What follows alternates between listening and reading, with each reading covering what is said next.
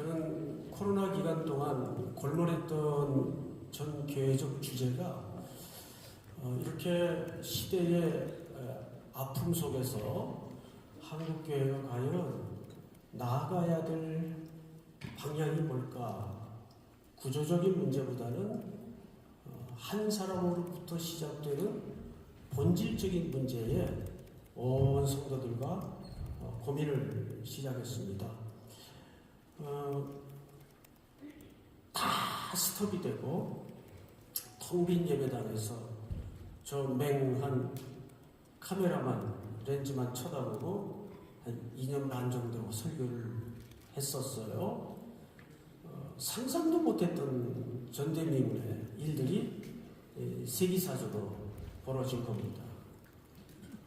올 수도 없고 어디 갈 수도 없고 그렇게 분주히 돌아다니던 목회자들도 목양실 딱 틀어 박혀 있어야 되는 그런 엄정한 시간을 서로가 부득이 갖게 됐습니다. 그러다 보니까 한 40, 50대 젊은 후배 목사님들이 답답하니까 한 사람, 두 사람씩 3, 4, 5 찾아와요. 하면서 이런 얘기를 해요.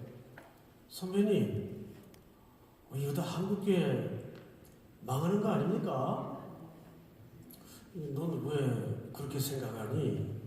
그랬더니 생각해보세요. 저 하루에도 300교회 이상씩 문을 닫고요. 저 다 무너지고 교인들은 지금 어디에 붕붕 떠다닌지 전부 플로팅 크리스찬이 되어서 장난이 아닙니다. 다 무너지고 있어요. 그 얘기를 제가 참 마음 아프게 듣다가 이런 얘기를 했네요. 미안하지만 난 그렇게 생각하지 않는다. 그동안 한국교회는 너무 과잉되고 과열되고 과장되어 있었다. 여러분 이걸 보통 우리가 흔히 하는 말로 뭐라고 합니까? 거품이라고 그래요. 그동안 한국교회는 너무 지나치게 분주하게 다니면서 과잉과 과열과 과장으로 거품이 잔뜩 끼어 있었는데 지금이야말로 위기가 아니라 기회다. 하나님께서 이 거품을 씻으라고 온 인류 하나님의 성도들에게 기회를 주신 거라고 나는 생각을 한다. 그랬더니 같이 따라온 정말 아들 같은 친구 하나가 눈시울이 빨개지면서 선배님 지난 10년 전 있는 돈 없는 돈 다 털어가지고 교회 개척에서 이제 겨우 4, 50명 모아가지고 이제 목회 좀 재미있게 해볼만 하니까 하나님 나한테 해도 너무한 거 아니에요? 그래요. 그래서 끝에 더 마음 아픈 얘기를 해요. 저는 진짜 목숨 걸고 진심으로 목회했어요. 그래서 결국 눈물을 툭툭 떨어뜨리더라고요. 말 끝에 그래요? 저 이제 3개월째 임대료도 못 내고 있는데 이번 달 못 내면 방 빼라 그래요. 하나님 너무 하시는 거 아니에요? 마음이 짠하기도 하고 속상하기도 해서 제가 진지하게 물었어요. 이 목사, 너 지금 뭐라 그랬니?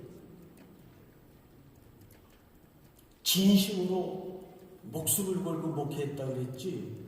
그럼요. 형님이 더 잘하시잖아요. 그래.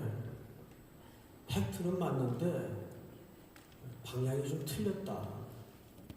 말 나온 김에 네 말을 받아서 한번 물어보자. 베드로가 예수님 십자가 지러 죽으러 예루살렘 올라가는 길을 다른 동료들하고 쫓아가다가 거의 다 와가지고 길바닥에 앉아서 뭐라 그랬니? 선생님, 이 친구들은 다 주님을 배반하고 도망가는 한이 있더라도 내 인생에 배반은 없습니다. 했어 안 했어? 했죠. 그거 거짓부렁이로 했냐? 진심으로 했냐? 그래 진심으로 했겠죠. 그래. 근데 그 진심이 한 몇 년 가대? 몇 년? 몇 달 가대?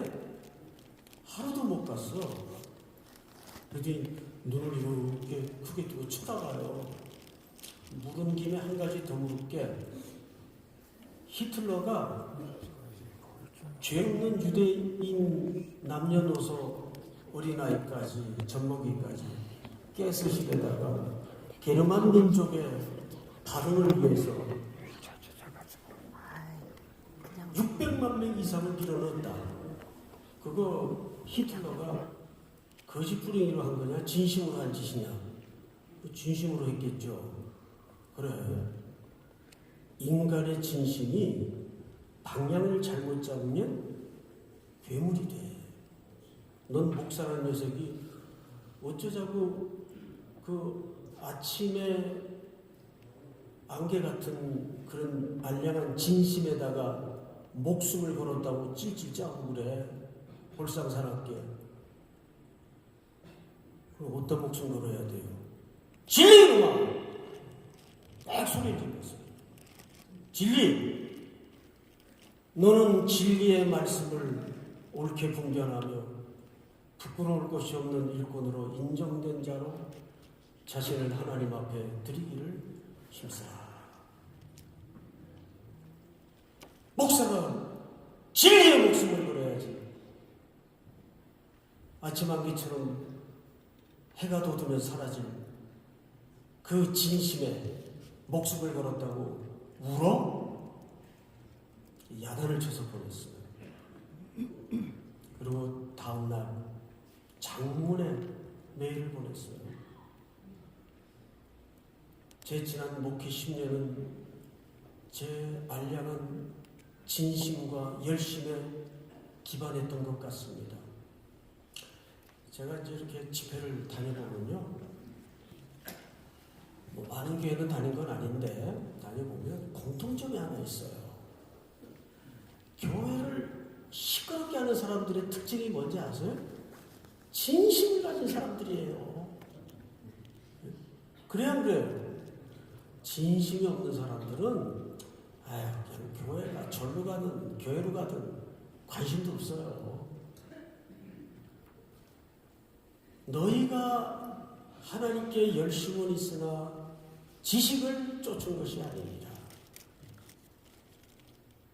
특별히 여기 앉아 계신 저를 포함한 우리 장로님들, 우리 사모님들, 목사님들은 우리 합동 측 교단뿐만 아니라 한국교회 앞에 정말 보석 같은 리더들입니다. 근데 여러분, 리더는 누가 리더가 되는지 아십니까? 굵은 전제가 하나 있어요. 먼저 따를 줄 아는 사람이 참된 리더가 됩니다. 역설이죠. 그래서 목사든 장로님이든 리더는 따르는 리더가 돼야 돼. 누굴 따라야 될까요? 예수님. 예수님을 따라야 돼. 그래서 우리가 흔히 이제 목회학 속에서 저도 이제 총신 신도하면서 한 7년가량을 목회학 수업을 강사로 섬겼는데 첫 시간에 반드시 학생들한테 묻는 질문이 있어요. 두 가지를 물어요. 그래서 합반을 하기 때문에 80명 전원 개인의 이야기를 다 듣습니다. 180분에 걸쳐서 두 가지를 물어요. 당신은 목사를 누구라고 생각하는가? 다 목사가 될 사람들이니까. 두 번째 묻는 질문이 당신은 교회를 뭐라고 정의하는가? 근데 신기하죠? 80명이 답이 다 달라요. 근데 더 신기한 게 뭔지 아세요? 자기가 그려놓은 정의한 목사 상대로 교회 관대로 목회가 그렇게 준비되더라고요. 그래서 그 부분이 어떻게 정의되느냐가 굉장히 중요합니다. 그래서 오늘 교회 이야기를 좀 할 텐데, 요한복음 20장은 교회에 대해서 세 가지 기초를 설명합니다. 첫째는 교회의 태도, 두 번째는 교회의 토대, 그리고 세 번째는 교회의 방향성. 다시요. 순서가 좀 바뀌긴 했어도 첫 번째는 교회의 뭐라고요? 태도 또는 토양. 두 번째는 교회의 태도, 세 번째는 교회의 방향. 오늘 이 세 가지를 초점으로 말씀을 좀 우리 장로님들과 또 우리 목사님들과 함께 나누도록 하겠습니다. 제가 물 한 잔 좀 먹고 해도 되겠죠?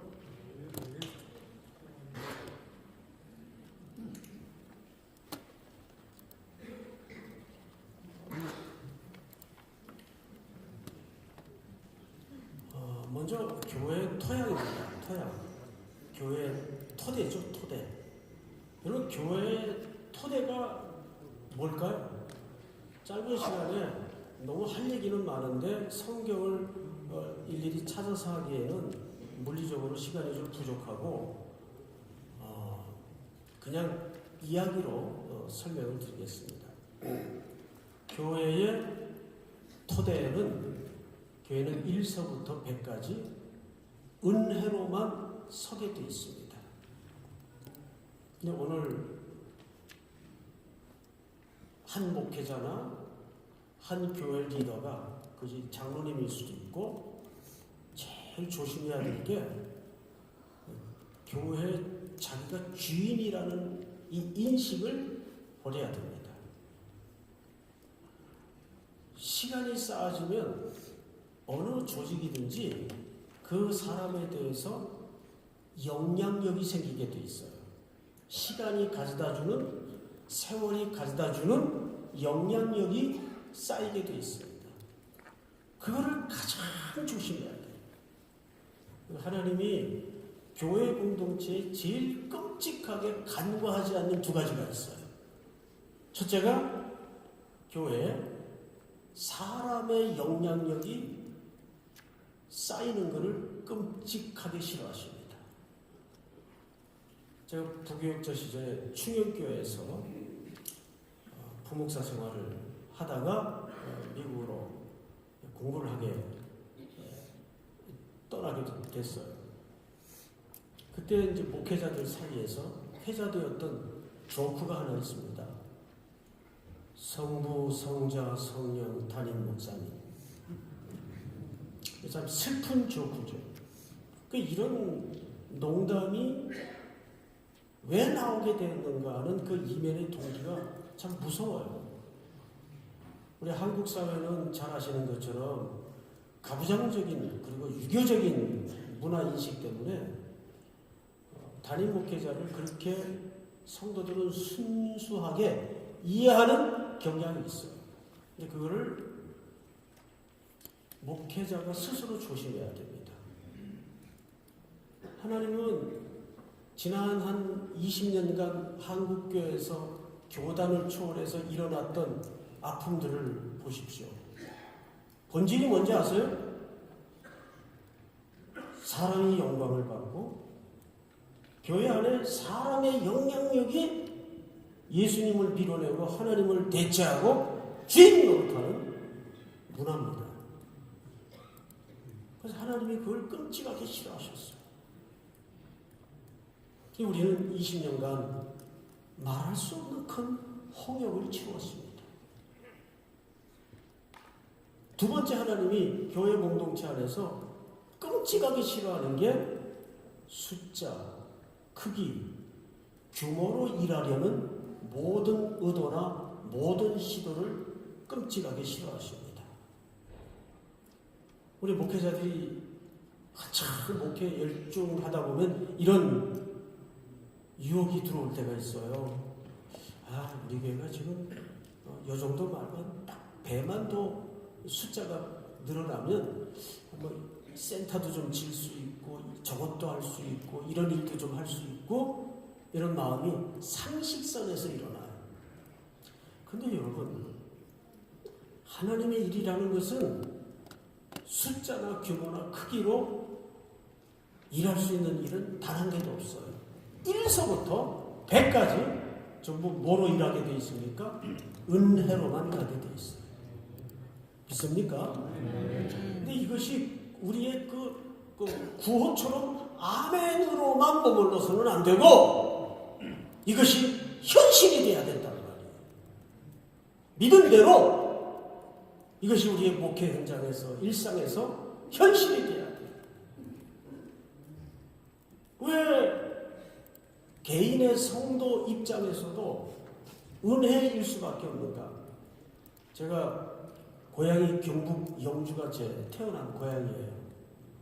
그리고 이제 일찍이 저는 공부를 하고 싶어서 대구로 유학을 갔어요. 그때는 이제 다 대구로 갔습니다. 그쪽 동네. 그 대구에서 어린 시절을 보냈죠. 그리고 뭐 파란만장한 중고등학교 시절을 거쳐서 총신대를 이제 입학을 했습니다.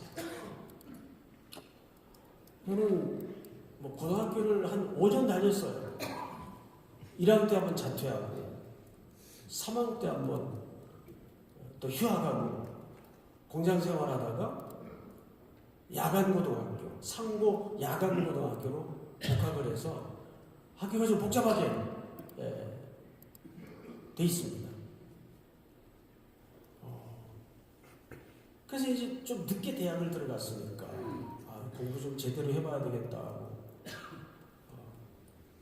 학교 입학을 했는데 수업 시간 사이에 쉬는 시간마다 누가 억센 경상도 사투리로 떠드는 애가 하나 있어요.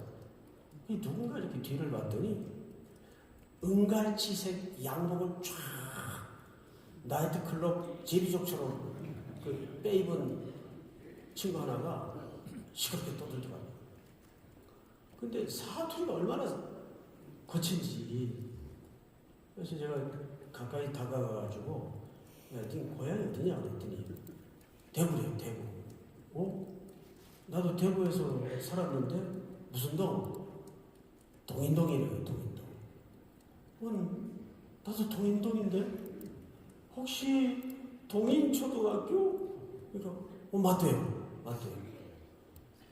그러니까 초등학교 동창을 만난 거예요. 그때는 아시겠지만 애들이 하도 많아가지고 오전반, 오후반이 있었어요. 학교에. 그렇게 많았어요. 그러니까 한 반이 사실 잘 몰라요. 한 반에 뭐 90명씩 이러고 들어앉아 공부를 했으니까.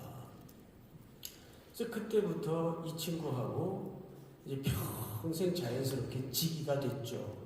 대학 4년, 신대원 3년, 유학도 비슷한 시기에 또 귀국도 비슷하게 하고 이민교회도 비슷한 시기에 미국에서 같이 하고 이렇게 이제 마치 쌍둥이처럼 목회 이력이 거의 비슷하게 걸어왔습니다. 그 60이 되던 어느 날 전화가 왔어요. 아침에. 태근아, 오늘 뭐 점심 약속 있냐? 없는데 밥이나 그냥 한 끼 먹자. 오늘 무슨 날이냐? 그랬더니 아니 그냥 니랑 식사를 하고 싶어서 아무 생각 없이 나갔어요. 좋은 음식점에 자리를 잡았더라고요. 밥을 잘 먹고 자리를 옮겨서 차를 마시는데 사실 오늘 내 회관 날이다 그래요. 그러면 얘기를 좀 하지. 뭐 하나라도 좀 사올 걸. 아니 그냥 오늘은 내 지난 60평생을 내 가장 친한 친구인 니하고 저절하게 그냥 밥 한 끼 먹고 싶어서 아무한테도 연락 안 하고 그냥 전화한 거다. 그러면서 말 끝에 이런 얘기를 하더라고요. 근데 말이지 내가 오늘 니한테 고백할 게 하나 있다고 그래요. 뭐 새삼스럽게 무슨 고백을 하냐? 야, 내 지난 인생을 너보다 잘하는 친구는 없다. 하긴 그렇지. 이 친구는 위임식만 7번에 개척을 3번 했어요. 자, 그럼 목사님들, 이 친구의 목회 여정이 순탄했겠습니까? 파란만장했겠습니까? 예, 그 위임식 7번, 그 제주예요. 그 웬만한 능력자 아니면 위임식 7번씩 못합니다. 그러니까 교회를 10번 옮긴 거예요. 그래서 제가 내가 잘 알지.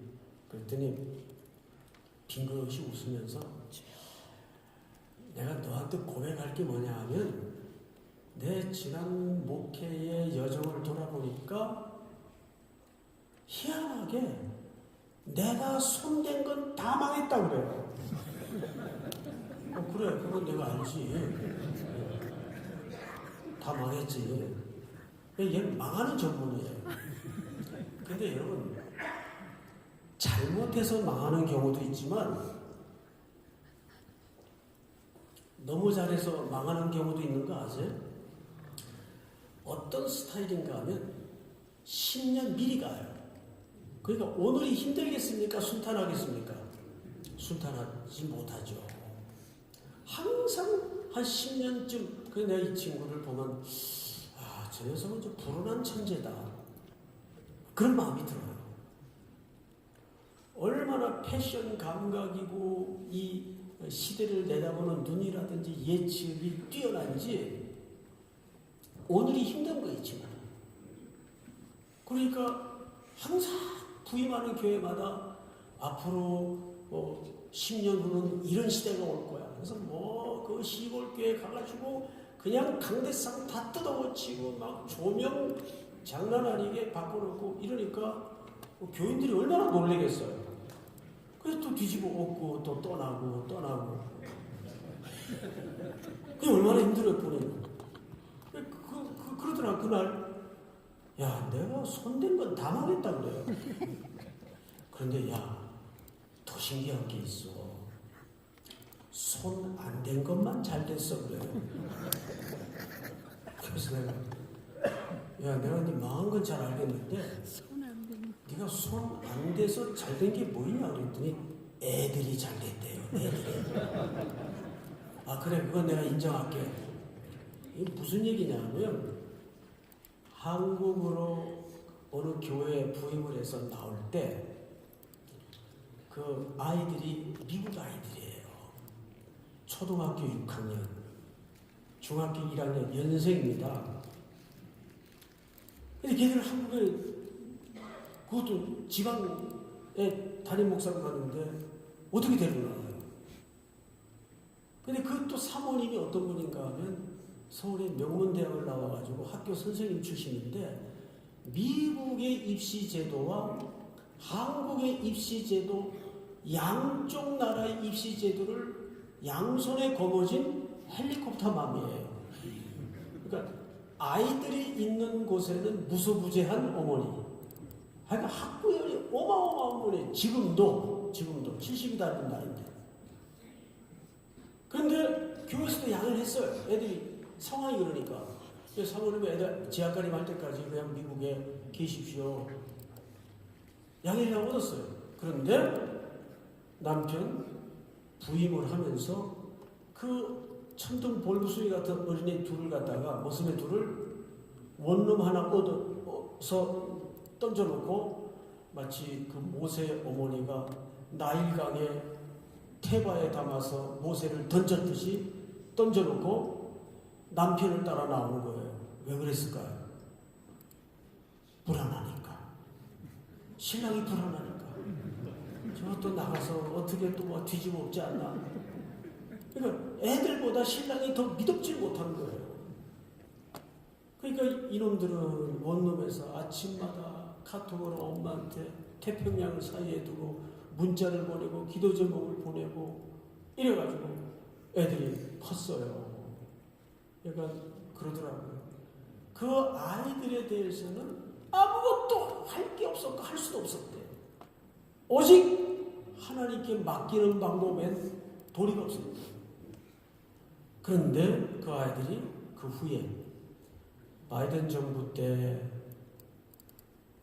백악관에 들어가서 바이든의 연설문을 그 제3세계 국가 인종에게 안 맡기는 보직인데 얘가 탁월하게 변호사 시험에 합격을 해가지고 그 직책으로 들어가는 거예요. 그리고 또 작은 녀석은 이 뇌외과 의사 그 서전이 돼가지고 지금 샌디에고 쪽에서 근무를 하고 있어요. 세상적으로만 잘 돼서 이런 얘기를 하는 게 아니라 그 친구 60대던 해에 저한테 했던 그 고백이 10년이 지났는데도 오래 남아요. 야, 내 인생을 돌아보니까 내가 손댄 건 다 망했고 손 안 댄 것만 잘 됐다. 어쩌면 우리 기독교의 신비는 여기 있다고 저는 봅니다. 이제 곧 고난주간이 다가오죠. 여러분, 예수님이 겟세마네 동산에서 죽음의 승자를 앞두고 이런 말씀이 있어요. 누가복음에 보면 힘쓰고 애쓰고 기도하여 그 기도하더니 피와 땀이 쏟아졌다 그랬어요. 피땀이 쏟아졌다 그랬어요. 여러분, 그 본문을 깊이 원문을 들여다보면 이게 무슨 뜻인지 아십니까? 검투사의 고뇌라는 뜻이에요. 검투사의 고뇌. 검투사가 경기장에 들어가기 전에 당연히 담력도 있어야 되고 검술이라는 스킬도 있어야 되지만 검투사의 고뇌 중에 제일 치열한 고뇌가 뭔지 아세요? 결단을 유보하는 용기입니다. 결단을 유보하는 용기. 그러니까 예수님은 겟세마네 동산에서 자기 앞에 마셔질 그 독배를 앞에 두고 아버지, 할 수만 있다면 이 잔을 내게서 지나가게 하여 주시옵소서. 그러나 내 원대로 마옵시고 아버지의 뜻이 이루어지기를 원하나이다. 이걸 우리가 수용성이라고 해요. 수용성. 신앙은 우리가 액티비티하게 뭔가 인간의 열기를 뿜고 인간의 의지를 발호해서 뭔가를 하는 것보다도 하나님의 뜻을 엎드려서 가만히 기다리는 가운데 그분의 뜻을 마주할 줄 아는 태도입니다. 그래서 누군가 그렇게 믿음을 정의했더라고요. 믿음이라는 것은 뭐냐? 하나님과 마주 앉는 태도이다. 믿음이라는 것은 하나님과 뭐 하는 태도라고요? 마주 앉는 태도이다. 무슨 해결 방법이 있어서 마주 앉는 게 아니에요. 그냥 막막한 마음으로 때로는 아버지, 이거 어떻게 해요? 아버지, 나 어떻게 하면 좋아요? 내게 답이 없어요. 여러분, 베드로가 물 위를 잘 걸어가다가 어느 지점에서 빠져들어갔어요. 그때 바람이 불어서 빠진 게 아니에요. 본문을 보면 바람을 보고 그랬어요. 바람이 불므로가 아니에요. 그 말은 물 위를 걸어가고 있었을 때에도 바람은 여전히 불고 있었고 잘 걸어가고 있었다는 얘기예요. 그런데 어느 지점에 주님이 오라 하시는 명령보다 바람이라는 상황이 자기의 전인격을 덮어 씌우기 시작한 겁니다. 그때 두려움이 와요. 빠져들어갔어. 베드로가 물에 빠져들어갈 때 여러분, 외마디 비명같이 질렀던 소리가 뭔지 아세요? 따라서 합니다. 주여, 나를 구원하소서. 그걸 오늘 우리의 정서로 정확하게 환치시키면 간단해요. 아버지, 나 좀 살려주세요. 여러분, 창조주 하나님 앞에 피조물인 우리가 가장 거룩한 태도는 뭐냐면 그 태도가 회복되는 겁니다. 어떤 상황 앞에서도 어떤 경우 앞에서도 아버지께 달려들 줄 아는 용기. 아버지, 나 좀 살려주세요. 여러분, 신앙이라는 것은 하나님 앞에 뭔가 폼 잡고 모양 갖추는 게 신앙이 아니에요. 신앙은 태산 같은 상황 앞에서도 아버지, 나 좀 살려주세요. 이게 피조물로서 가장 거룩한 태도인 걸 놓치지 마시기 바랍니다. 베드로가 물에 빠져가다가 이걸 뭐라고 소리 질러야 창피하지 않을까? 주여, 그럴까? 그랬나요? 그랬어요? 그런 고려와 그런 사색의 여유가 있었어요? 그 말은 주여, 나를 구원하소서. 오늘 우리 식으로 표현하면 나 좀 살려주세요. 이 말은 어떻게 나온 거예요? 어떻게 나왔어요? 예? 자기도 모르게. 이것이 하나님의 자녀가 회복돼야 될 본성이에요. 이게 부흥의 시작이에요. 저는 한국교회의 답은 여기 있다고 믿습니다. 뭐 전략이 필요하고 방법이 있어야 되겠지만 정말 우리 목사들부터 우리 장로님들까지 포함해서 십자가 앞에 앉아서 아버지, 한국교회 어떻게 해요? 이 한국교회 좀 살려주세요. 이 본성이 회복되는 것이 진짜 거룩입니다. 믿습니까, 여러분?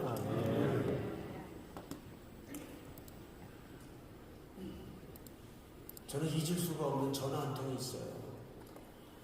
미국에 도착을 했는데 어떻게 토플이 안 돼가지고 ESL 과정을 먼저 들어갔어요. 갑자기 토플을 하려니까 토플 공부해보신 분들 아시겠지만 점수가 나옵니까 금방? 그래서 그냥 ESL 과정에서 열심히 공부해가지고 정규 과정으로 입학을 했어요. 그래도 이 하루 종일 안 들리는 영어를 듣고 앉아있으면 저녁에 집에 오잖아요. 그냥 쓰러져요. 안 들리는 영어를 하루 종일 듣고 앉아있으면 쓰러져요. 정신없이 골아떨어져 있는데 새벽 2시에 정확하게 전화벨이 온 거예요. 새벽 2시면 에머전시 아니면 한국에서 누가 시간 계산 잘못한 거. 그 외에는 케이스가 없죠. 놀래가지고 전화를 받았더니 헬로, 지금 주무신대요. 새벽 2시면 자지. 네? 황당하기도 하고 어이가 없어서 누구세요? 그랬더니 미안해요. 누구세요? 알고 봤더니 제가 유학오기 전에 섬겼던 충일교회 맡았던 교구 권사님일 때 아들이 사교를 해내게 된 지금입니다. 그럼 그거는 누구예요? 엄마잖아요. 엄마가 아들의 그 위기 앞에 이건 누구한테 기도 부탁을 할까? 미국의 목사님이 지금 학교 가셨을래나 주무실래나 그런 고려를 할 여유가 있어요? 없죠. 엄마니까 그냥 전화를 든 거예요. 거기가 밤인지 낮인지 공부를 하고 있는지.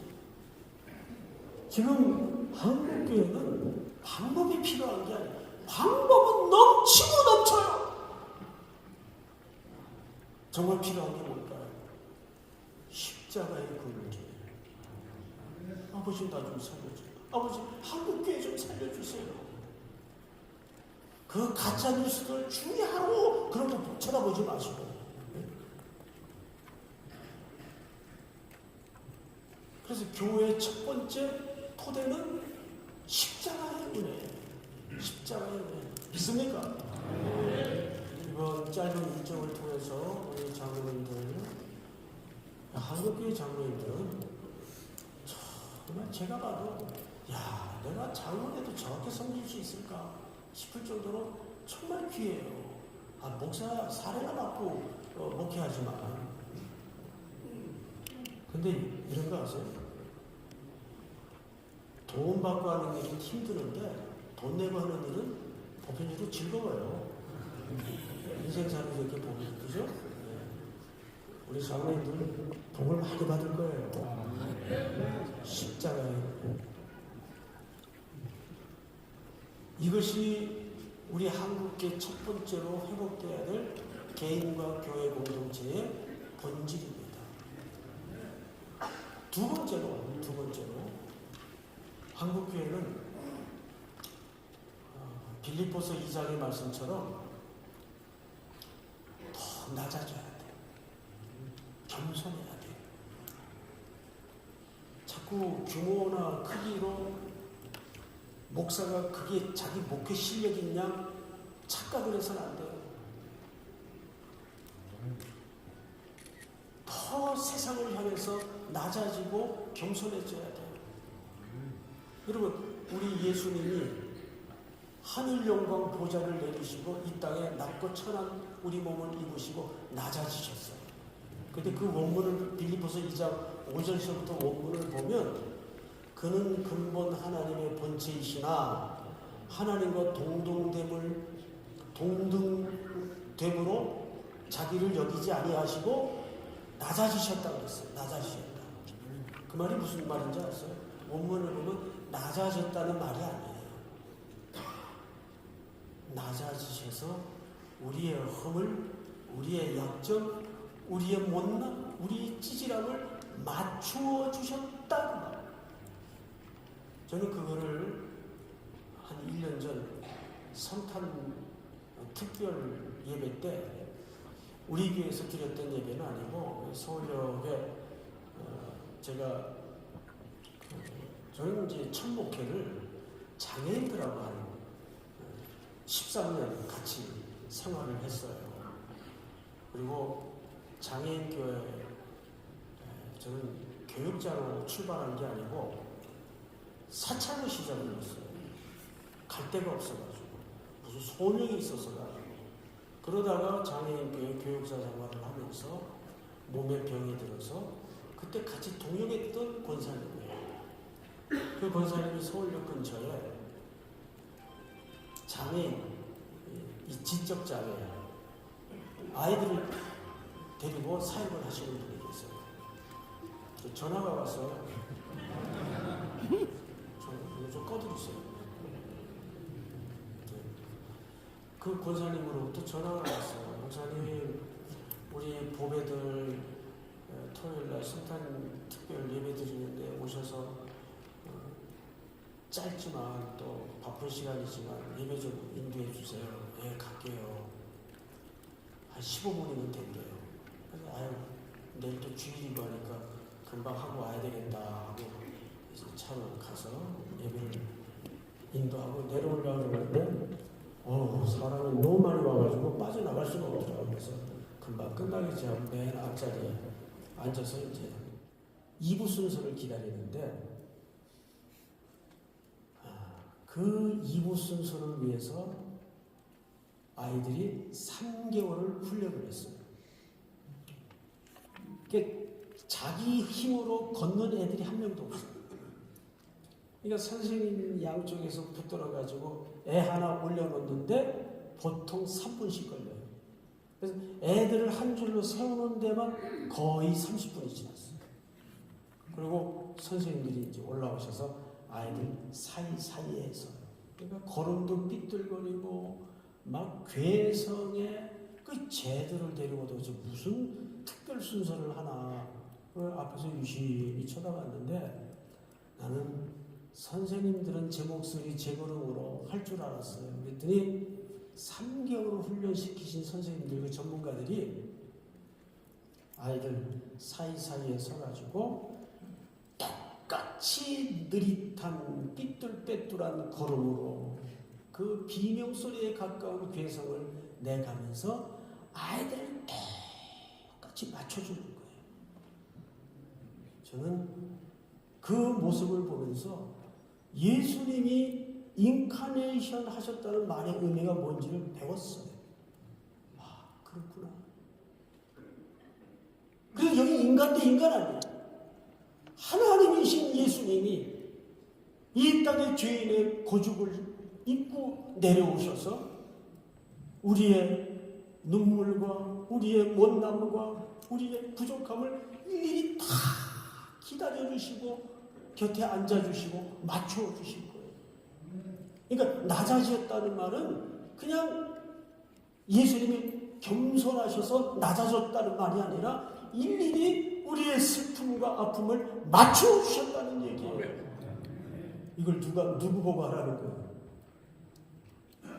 교회를 통해서 세상을 향하여 이 일을 하라는 거예요. 보통 우리가 교회를 통해서 어느새 한국 사회 앞에 교회는 서서히 갑이 되어 있었어요. 저희 교회에서 금기어가 하나 있어요. 금기어. 돕는다는 말을 쓰지 말자. 쥐뿔도 우리끼리 있어야 돕죠. 그럼 뭐라 그래요, 목사님? 돕는다는 말은 하나님만이 쓰실 수 있는 표현이다. 단, 나눈다, 함께한다. 이 표현을 쓰자. 아멘입니까? 아멘. 여러분, 우리 게 없잖아요. 내 게 없잖아요. 생명까지도 받았는데 뭘 우리가 도와줘요? 근데 언어라는 게 굉장히 중요해요. 언어 안에는 뭐가 담아지죠? 가치가 담아지죠. 아마 어제 짤 신문으로 우리 삼일교회 담임 목사 청빙 공고가 났을 거예요. 다 보셨죠? 관심이 없나 봐요. 났어요. 찾아봤어요. 제가 우리 교회 성도들 앞에 5가지를 약속했어요. 미국에 작년 가을에 좀 안식월을 떠나면서 영상으로 만들어가지고 5가지를 약속했어요. 후임, 후계자라는 말을 쓰지 말자. 이미 인간적인 냄새가 전제된 표현이에요. 그렇죠? 그럼 뭐라 그래요, 목사님? 장로님들이 물어요. 내가 5대 목사니까 제6대 담임 목사 청빙으로 정확하게 네이밍을 하자. 송태근 목사 후임 그러면 이미 저의 어떤 인간적인 영향력이 전제될 수밖에 없는 거예요. 목회는 남겨진 사람들하고 목회를 할 사람들을 뽑아야지 저하고 뭘 할 사람을 뽑는 게 아니잖아요. 그러니까 언어를 어떻게 정하느냐는 그 언어 안에 가치관이 담아지기 때문에 우리가 신중하게 언어를 써야 돼요. 그러니까 청년들이 재정과 물질을 어마어마하게 준비해서 온 세계를 연예인 한 7,000명이 1년에 넉 달을 저도 청년들하고 똑같이 성교지를 매번 갑니다. 그게 자꾸 이렇게 도와주다 보니까 돕는다 하다 보니까 어느새 말투나 태도 자체가 자기들도 모르게 갑이 돼 있더라고요. 돈 받는 사람은 의리도 있고. 아니에요. 우리는 내 쪽에 하나님이 모아주신 것을 흘려보내고 나누고 그들과 함께하는 것뿐이에요. 뭘 도와요? 우리 게 없는데. 그렇잖아요, 여러분. 이건 누구에게도 마찬가지예요. 돕는다는 말을 쓰지 말자. 나눈다, 함께한다. 그래서 이게 우리 청년들한테 굉장히 충격이었어요. 사실 별 생각 없이 그런 말을 쓰거든요. 목사님 맞아요. 언어가 달라지니까 생각도 달라지고요. 마음 태도도 달라져요. 정말 그렇거든요. 근데 한국교회가 캐톨릭은 어떤 시스템을 통해서 대사회에 지원하고 나누는 이 행동들이 굉장히 조직적이고 홍보도 광고도 잘해요. 근데 내용으로 들어가면 개신교를 따라올 수가 없습니다. 그런데 우리는 각자 도생이니까 이 티가 잘 안 나요. 그래서 어떻게 할까? 우선 이 구제라는 성경적 가치와 개념에 대해서 좀 재정리를 할 필요가 있다. 우리는 구제를 불쌍하니까 지금 당장 밥 못 먹고 있는데 도와줘야 될 거 아니냐. 자, 성경에서 특별히 구약에서부터 고아, 과부, 나그네 이 세 집단을 어떤 대상으로 여기라고 했어요? 도와주고 구제 대상으로 여기라고 했어요. 그거는 절대 윤리나 휴머니즘적인 박애주의적인 차원에서 도우라는 의미가 아니에요. 그분들은 이 땅에 기반이 없는 사람들이에요. 이 세 집단의 공통점이 뭐냐면 누군가 도와주지 않고는 존립이 안 되는 사람들이에요. 그럼 그분들의 그림 속에 누가 있어요? 우리가 있다. 우리가 그 자리에서 구원받은 존재란 말이죠. 그래서 교회에서 구제를 한다는 것은 복음의 메시지예요. 나도 저 자리에 있었다. 그런데 우리 이웃 되신 예수님이 찾아오셔서 나를 건져내시고 나를 구제해 주신 겁니다. 그러니까 누군가를 돕고 누군가를 나누고 누군가를 구제한다는 것은 휴머니즘적인 박애주의적인 그런 의미가 아니라 거기에 구원론적인 설명이 필요한 거예요. 거기 구원론이 구원의 복음이 선포되는 거예요. 이거를 성도들에게 정확하게 설명을 하니까 자기가 구제한다고 자랑할 게 없죠. 의시될 것도 없죠. 내가 저 자리에 있었다. 누구의 도움 없이는 예수님의 도움 없이 내가 저 자리에 있었다. 믿습니까? 마지막으로 시간이 벌써 이렇게 됐네. 죄송합니다. 마지막을 해야 되는데 끝내야 되겠죠? 네. 기도하겠습니다. 하나님 아버지 감사합니다. 오늘 귀한 우리 장로님들, 목사님들 또 말씀으로 교제토록 복을 주시니 감사합니다. 이후에 남은 시간을 주께서 이끌어 인도하여 주시옵소서. 예수님 이름으로 기도드립니다. 죄송합니다.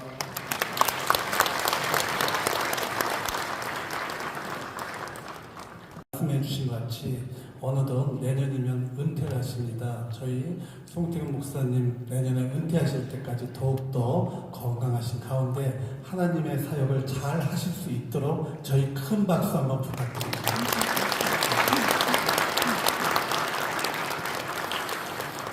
네, 이제 쿤보그마 부위원장 되시는 이창원 장님 나오셔서 광고해 주시고 송태근 목사님 축도해 주심으로 전도 훈련대회 및 나라와 민족을 위한 기도의 특강 두 번째 시간을 모두 마치도록 하겠습니다.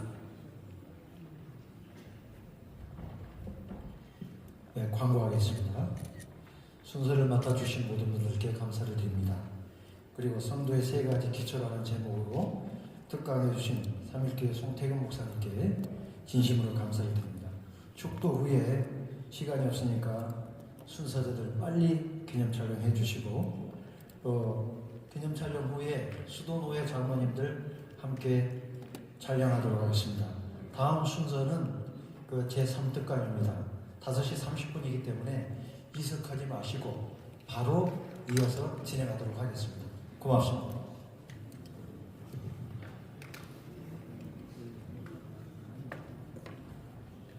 지금은 우리 구주 예수 그리스도의 은혜와 아버지의 사랑과 성령님의 교통하심이 머리 숙여 경배하는 귀한 주의 종들 섬기는 교회와 가정 위에 일터 위에 영원토록 함께 있을지어다.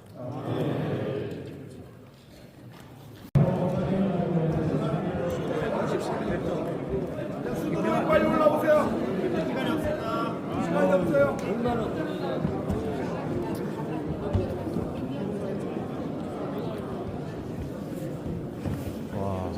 구동현 장로님도 전화하시다고. 얼마나 걸리냐고. 수도로이 빨리 올라오세요. 아, 그걸 또 피웠 또.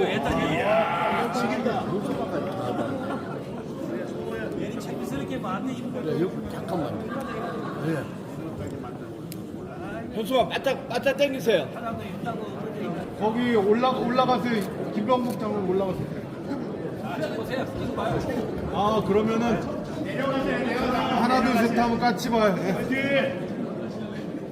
하나, 둘.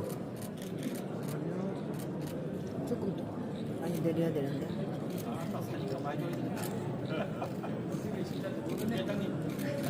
파이팅 한번 하겠습니다.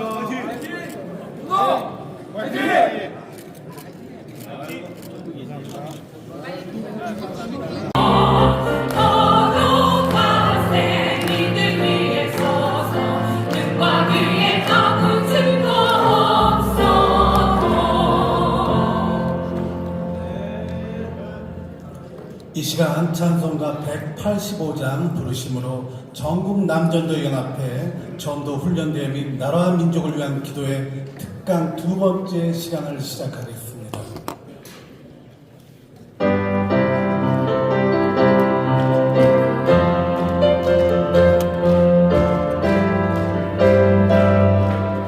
다 같이 박수 치면서 부르시겠습니다.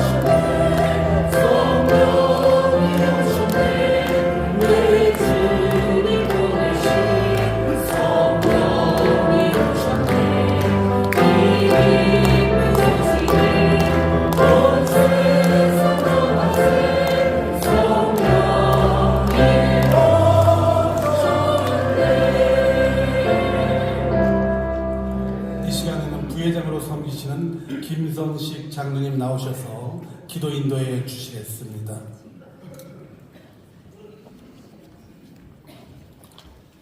찬양과 영광 받으시기에 합당하신 살아계신 하나님 아버지, 존귀하신 예수 그리스도의 구속의 은혜로 저희를 구원하여 주심에 감사드립니다. 한량없는 주님의 사랑 감사하여 제자된 삶을 살며 착한 행실로 주님의 영광을 나타내는 우리 모두가 되게 하여 주시옵소서. 전국 남전도연합회 주체로 전도훈련대회와 구국기도회로 주님의 군사들이 한자리에 모이게 하셨사오니 순서마다 말씀과 성령으로 충만하고 은혜가 넘치도록 인도하여 주시옵소서. 행사를 주관하시는 배원식 회장님과 실무임원들에게 능력 주시어 모든 행사를 은혜롭게 잘 진행하도록 도와주시옵소서. 은혜가 넘치는 곳에 악한 사탄막이 틈타지 못하도록 성령의 강한 역사로 은혜만 넘치도록 인도하여 주시옵소서. 이 시간 특강 두 번째 순서로 성도의 세 가지 기초라는 제목으로 삼일교회 송태근 목사님께서 말씀 전하실 때 주의 사자를 하나님의 권능의 팔로 잡아주시며 성령으로 기름 부으시고 능력 위에 능력을 부어 주시옵소서. 주의 사자의 말씀이 저희들의 심령 골수에 잘 새겨져 삶 속에서 행함으로 결실하도록 인도하여 주시옵소서. 섬기시는 삼일교회가 지금까지 하나님께서 원하시는 모범된 교회로 인도하여 주신 주님, 앞으로도 더욱더 부흥하며 한국과 세계를 주님께 인도하는 교회 되도록 축복하옵소서. 희종을 주님께 의지하며 존귀하신 예수 그리스도 이름으로 기도 올리옵나이다. 아멘.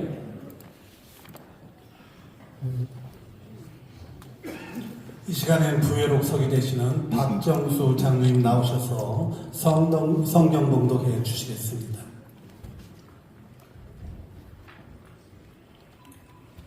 성경 말씀은 요한복음 20장 17절로 23절까지입니다.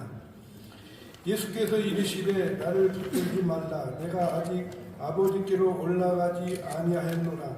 너는 내 형제들에게 가서 이르되 내가 내 아버지 곧 너희 아버지 내 하나님 곧 너희 하나님께로 올라간다 하라 하시니 막달라 마리아가 가서 제자들에게 내가 주를 보았다 하고 또 주께서 자기에게 이렇게 말씀하셨다 이르니라. 안식 후 첫날 저녁 때에 제자들이 유대인들을 두려워하여 모인 곳에 문들을 닫았더니 예수께서 오사 가운데 서서 이르시되 너에게 평강이 있을지로다. 이 말씀을 하시고 손과 옆구리를 보시니 제자들이 주를 보고 기뻐하더라. 예수께서 이르시되 또 이르시되 너희에게 평강이 있을지로다. 아버지께서 나를 보내신 것 같이 나도 너희를 보내노라. 이 말씀을 하시고 그들을 향하사 숨을 내쉬며 이르시되 성령을 받으라. 너희가 누구의 죄든지 사하면 사해야 될 것이요 누구의 죄든지 그대로 두면 그대로 있으리라 하시니라. 아멘. 이제 말씀을 듣는 시간입니다. 오늘 이 시간에 참으로 귀한 목사님 나오셔서 말씀을 전해주시겠습니다. 삼일교회 심호하시는 송태근 목사님께서 나오셔서 성도의 세 가지 기초라는 제목으로 귀한 말씀을 전해주실 때, 나라가 어렵고 힘들 때 여기 모인 저희들 모두에게 큰 위로와 은혜의 시간이 되길 바랍니다. 저희 목사님 나오실 때 다들 할렐루야로 환영하겠습니다. 할렐루야! 할렐루야. 아멘. 반갑습니다. 목장이 이래서 좀 죄송합니다. 저희 지금 전 교역자 분들이 가까운 춘천에서 워크샵 중에 제가 서울 들렀다 오기가 시간이 아무래도 좀 안 될 것 같아서 그냥 좀 세미 정장 복장으로 여러분들 앞에 서게 된 것을 양해해 주시기 바랍니다. 참 반갑습니다. 코로나로 많은 교회들이 또 어려움을 겪었고